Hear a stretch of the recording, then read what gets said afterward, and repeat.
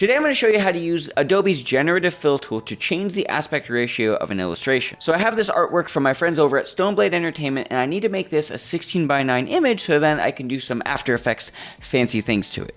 So to do that, I'm first going to go up to my crop tool, and I'm going to select the aspect ratio I want by double clicking, and you have a bunch of different aspect ratios that you can choose from. I need 16:9 for my artwork. Now you'll see here that we have some fill options. We could use the generative expand, and that will let the generative fill and AI do its fancy magic, but I want to change a couple things before that. So I'm going to set the fill mode to transparent, which is the default. Next, I'm going to change my crop by holding Alt on my keyboard and dragging my crop size to the height of my image, just like that. And I'm going to hit Enter, or the check mark up here. And it's basically going to make my image super wide. Now, one thing I do really recommend when it comes to doing this for illustration is be conscious and cognizant of any effects that will have a hard time blending. And this comes with practice. So I know at the very front foreground of the image, there's this effects and smoke. I'm gonna do something like that in After Effects. So I'm gonna turn this off. Once I have the images that will make blending hard off, I'm going to go to my rectangle selection tool, and I'm going to select a portion of my illustration, but not all of it. I need to leave a little bit of bleed or extra edge around it. Make that selection, and I'm going to right click within the selection and click Select Inverse. So now with this inverse selection, it's basically selecting all of the empty space that doesn't have data there. I can hit Generate Fill or Generative Fill, and I don't have to leave a prompt there, because if I leave it empty, Photoshop will do its best to try and fill in the empty space. So I'll just hit Generate. A few inches later. And the results of this is actually really surprising.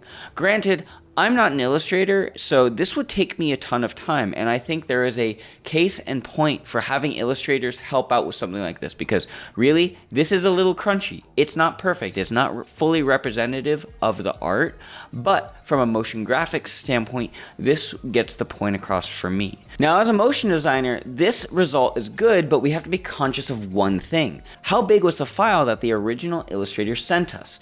If we were to go up to Image and Image Size, we're going to see that this is an 8K illustration now, and this is absolute overkill for After Effects. So what we need to do is downsize this. Fortunately, we know that a good width for After Effects is going to be somewhere between 1920 and 1080, or a 4K image like 3840 to 2160. Numbers aside, I'm going to make this a 4K image, so 3840 by 2160. Set the resolution to 72.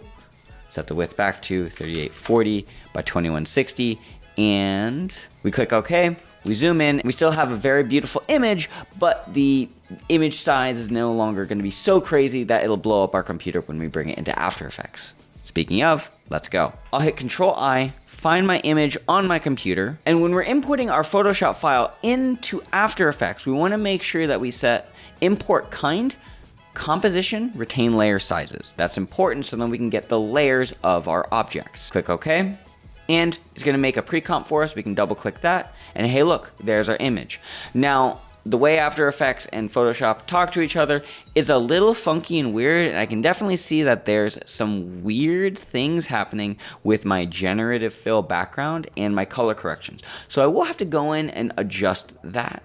But for the most part, this gets me 95% of the way there, and this is just in a couple minutes versus me trying to learn Photoshop and become an illustrator, because I know that is something I want to get better at, but sometimes we just have to get stuff done and move faster. So this is a fun way I have found to modify my illustrations for my motion design needs. I hope this was helpful. If it was, let me know in the comment section down below. Questions, comments, concerns, down there for that as well. And final tip, 1 gram of protein per pound of body weight makes.